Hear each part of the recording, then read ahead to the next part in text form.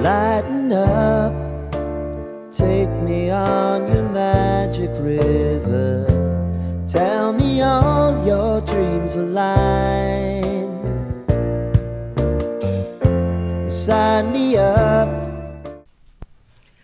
Halo, assalamualaikum warahmatullahi wabarakatuh. Selamat pagi teman-teman. Jumpa lagi dengan Mas Tom di channel For Fun ya.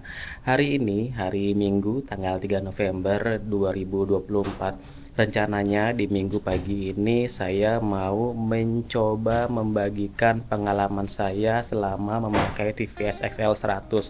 Jadi saya itu make TVL XL 100 ini sudah kira-kira hampir 1 tahun ya teman-teman.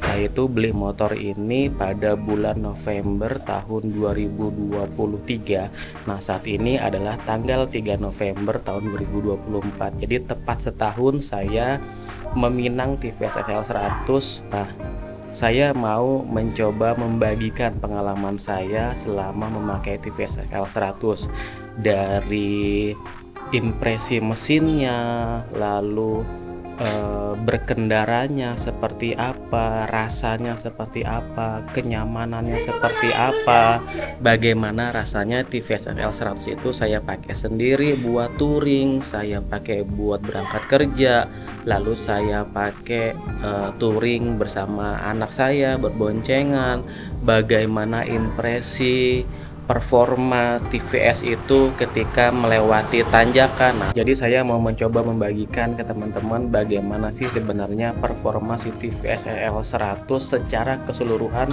selama 1 tahun. Nah, jadi kita langsung mulai aja ya teman-teman. Nah, ini motornya si TVS XL 100. Untuk odometer saat ini teman-teman, odometer saat ini sudah di angka 17.985, atau kita bulatkan saja sekitar 18.000 ya teman-teman. Jadi selama 1 tahun pemakaian motor ini saya sudah menempuh jarak sejauh 17.985 km. Untuk ukuran sebuah motor dengan pembelian jangka waktu 1 tahun dan odometer sebesar 17.985 km, ini lumayan gede ya teman-teman, karena beberapa kali saya pernah melihat di brosur motor Jepang itu untuk garansinya mereka di angka 36.000 km dengan jangka waktu 3 tahun. Kalau 36.000 km jangka waktu 3 tahun berarti setahunnya dihitung sekitar 12.000 ya teman-teman. Nah, ini motor saya setahun sudah di angka 17.985 km, atau kita bulatkan saja di angka 18.000 km teman-teman. Nah, dengan angka odometer sebesar 18.000 km, menurut opini pribadi saya, performa motor TVS XL 100 ini masih sangat-sangat bagus teman-teman. Selama pemakaian ini saya belum pernah ada spare part yang saya ganti. Kampas remnya depan belakang masih oke. Terus juga selama saya pakai setahun ini saya baru 2 kali ngencengin rantai teman-teman. Jadi performanya masih bagus lah. Untuk rantainya ini masih oke banget, nggak gampang molor, berarti materialnya bagus. Terus juga saya belum pernah ngalamin kendala sama sekali di motor ini teman-teman. Kendala teknis di masalah permesinan, di masalah perkabelan, elektrikal, itu saya sama sekali belum mengalami kendala di pemakaian umur 1 tahun dengan angka odometer sebesar 18.000 km. Suspensinya juga masih oke banget menurut saya. Terus depannya juga masih oke.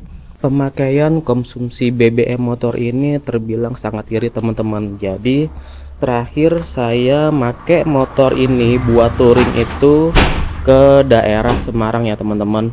Untuk sampai dengan ke Semarang saya cuma mengeluarkan duit sebesar 83.000. Itu saya sudah sampai Semarang. Pulangnya pun saya ngeluarin duit sekitar 80 ribuan juga teman-teman. Jadi motor ini irit sekali kalau buat mobilitas teman-teman semua ya. Kondisi motor ini masih sama seperti ketika keluar dari dealer ya teman-teman. Artinya belum ada yang saya modifikasi, belum ada yang saya rubah. Kalaupun ada tambahan beberapa variasi, paling cuma seperti ini aja nih. Saya tambahin holder handphone sama untuk holder gas. Jadi holder handphone ini saya tambahkan memang buat apa ya, informasi ketika saya lagi jalan, lagi touring. Nah, saya tambahin holder handphone ini sama gas ini karena ya apa ya, supaya lebih nyaman aja teman-teman. Mesinnya sama sekali nggak ada kendala. Mungkin ada beberapa teman yang bertanya performanya oke dari mana, karena motor ini dibawa kenceng aja nggak bisa, dibuat tanjak-tanjakan aja nggak bisa. Gini teman-teman, kenapa saya bilang performa motor ini masih sangat bagus. Jadi saya menilai motor ini dengan performa sangat bagus dilihat dari karakter mesinnya. Terlepas motor ini memang tidak bisa berlari dalam kecepatan tinggi dan nggak bisa juga untuk melalui medan yang menanjak terlalu ekstrim. Di luar dari itu semua, menurut saya dengan karakter mesin yang punya satu percepatan, motor ini keren banget. Karena ketika saya touring ke Semarang teman-teman, motor ini saya geber di Pantura dengan kecepatan maksimum, yang artinya mesin motor teriak sangat kencang atau berada di limit dari RPM motor itu sendiri. Motor ini saya geber ya ada mungkin ya sekitar 1 sampai 3 jam dengan kecepatan konstan di antara 40 sampai dengan hampir 60 km per jam. Nah, di kecepatan 40 sampai dengan 60 km per jam, motor ini udah ngeden banget mesinnya, sudah teriak banget mesinnya. Makanya saya bilang performa motor ini sampai saat ini di 1 tahun pemakaian dengan angka 18.000 km, menurut saya performanya masih sangat-sangat bagus. Nggak sama sekali nggak ada kendala untuk di bagian mesinnya. Oke, sekarang saya akan mencoba menguraikan beberapa kekurangan yang mungkin bisa menjadi masukan bagi teman-teman semua yang kali aja teman-teman ada berminat mau meminang motor TVS XL 100. Jadi nggak saya pungkiri, selain motor ini performanya oke, mesinnya kuat, mesinnya bandel, bodinya juga enak banget dilihat, karena motor ini motor yang menurut saya sih lumayan klasik ya teman-teman. Jadi saya juga akan memberi satu opini pribadi saya untuk kekurangan motor ini. Yang pertama, yang sangat-sangat membuat saya kurang nyaman adalah balik lagi ke karakter mesinnya teman-teman. Karakter mesin dengan single speed, dengan satu percepatan, itu akan membuat kita menjadi agak susah ya mengejar waktu ketika kita mau menuju ke suatu tempat atau ketika kita mau menuju ke satu tujuan. Nah, itu menjadi satu kendala. Terus ketika kita mau memakai motor ini jarak jauh, seperti saya ke Semarang, saya ke Jogja, nah itu varian waktunya jadi sangat panjang teman-teman. Artinya yang biasanya mungkin kalau teman-teman pakai motor matic sampai ke Semarang itu, misalnya teman-teman berangkat jam 5 pagi, sampai ke Semarang mungkin masih dapat matahari ya, masih terang, antara sekitar jam 4 atau jam 5 sore.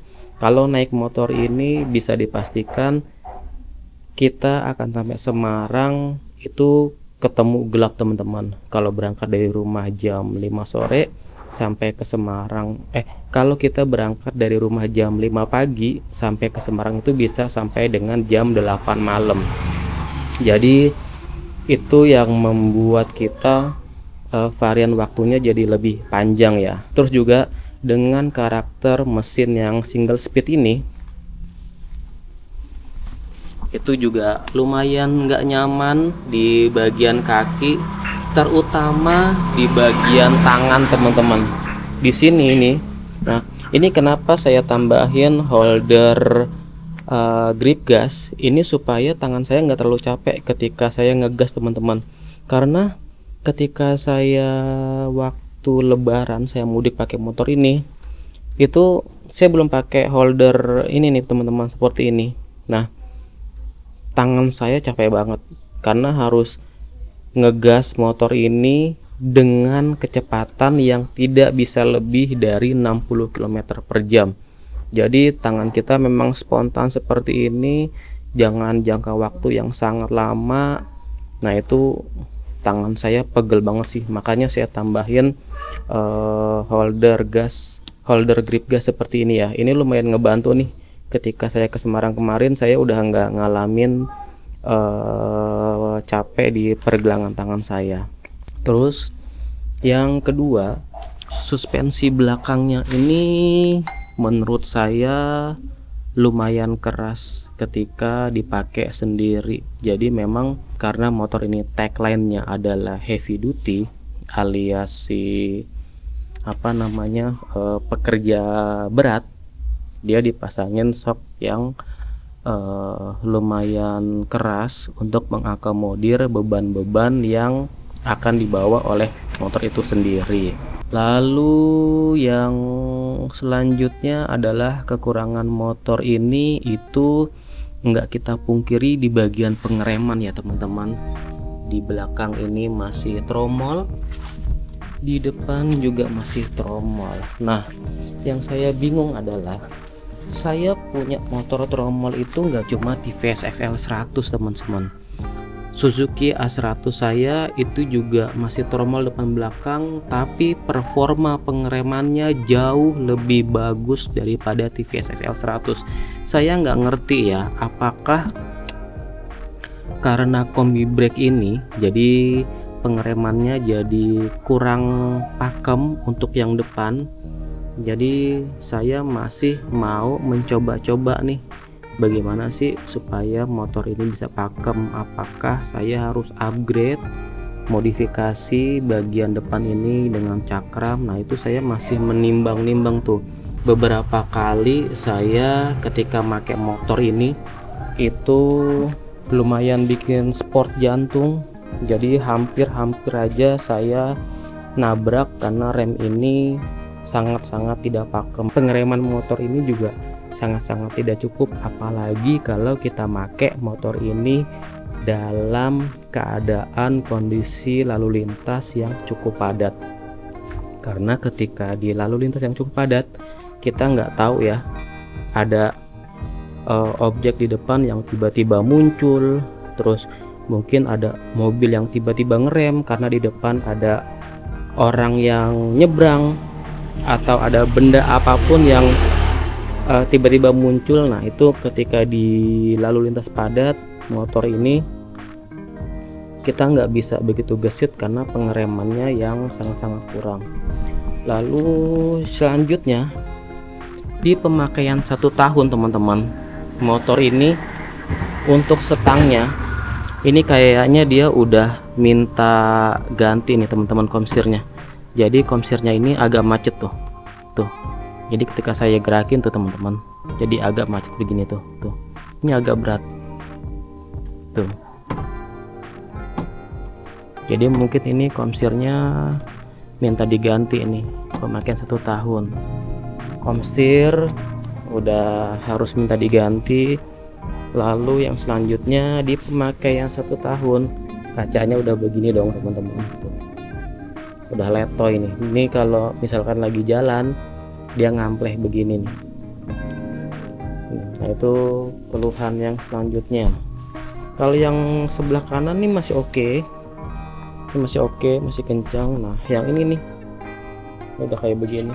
Jadi nggak tahu kenapa, apakah dia bautnya kendor, tapi sih nggak ada bautnya di bagian sini tuh.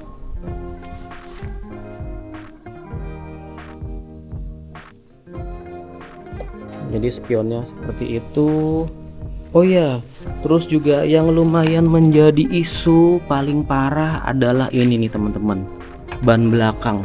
Ban belakang TVS XL100 itu sama sekali nggak bisa kurang angin teman-teman. Jadi kalau misalkan teman-teman ada yang punya TVS XL100, ini juga salah satu tips ya.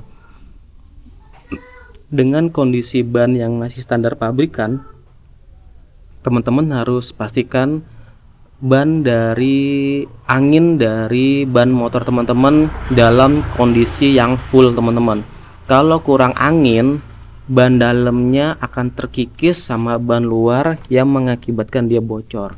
Ketika saya touring dengan motor ini 2 kali saya bocor karena kurang angin. Yang pertama itu ketika saya touring ke Pelabuhan Ratu, yang kedua ketika saya touring ke Jogja, itu saya bocor di Semarang. Nah, ketika saya touring ke Semarang yang terakhir, itu belajar dari pengalaman sebelumnya, saya isi angin motor ini dengan kondisi full, pulang pergi aman teman-teman.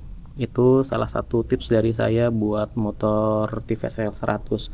Untuk yang bagian depan sih aman, bannya sama sekali belum pernah bocor. Terus apalagi ya kira-kira ya. Oh iya, satu lagi untuk masukan saya, mungkin juga mudah-mudahan sih pihak TVS bisa mendengarkan ya. Nah, yang saya sama sekali nggak paham ini kenapa balas step buat pembonceng ada di posisi ini teman-teman. Karena apa? Jadi ketika ada pembonceng naik motor ini dan menaruh kaki di sini, ketika lewat jalanan yang enggak rata, jalanan yang bergelombang, itu sangat-sangat tidak nyaman karena kaki pembonceng itu akan ikut naik turun teman-teman. Ketika kakinya ditapakin di sini, harusnya ya injekan pembonceng balas step ini enggak menyatu sama swing arm seperti ini teman-teman. Kalaupun mau menyatu sama swing arm, dibikinnya juga agak majuan di sebelah sini. Ini pas banget di belakang, apalagi pas banget di bautnya sama shockbreaker. Jadi sangat-sangat nggak nyaman buat pembonceng ketika naik motor ini melewati jalanan bergelombang atau jalanan yang rusak. Mudah-mudahan sih ini bisa jadi satu masukan buat TVS ya. Lalu di pemakaian selama 1 tahun di odometer 18.000. Nah, ini udah mulai sobek nih teman-teman. Jadi ini itu sobek karena ketika motor ini melewati poldur, nah ini dia nyangkut nih teman-teman, kena poldurnya. Jadi kayaknya dia ini ya lama-lama kalah gitu loh. Dari sekian banyak jenis motor yang dijual oleh TVS Motor, motor ini motor yang paling nggak laku sih menurut saya teman-teman, karena untuk tipe Kalisto itu lumayan laris, terus TVS Ronin itu juga laris, lalu ada Matic satu lagi yang entok itu juga lumayan laris. Nah, motor ini selama saya pakai motor ini selama 1 tahun, saya belum pernah ketemu sama pengendara TVS XL100.